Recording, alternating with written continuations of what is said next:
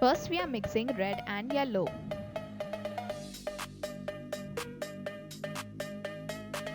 After mixing, it becomes orange. Next we are mixing blue and yellow.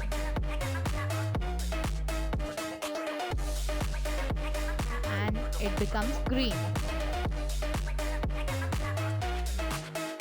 Next we are mixing blue and red. And it becomes violet.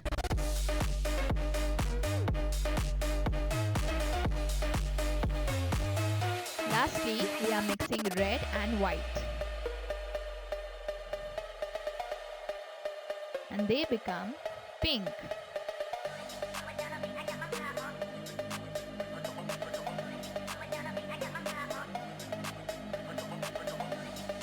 Red plus yellow equals orange. Blue plus yellow equals green. Blue plus red equals violet. And white plus red equals pink.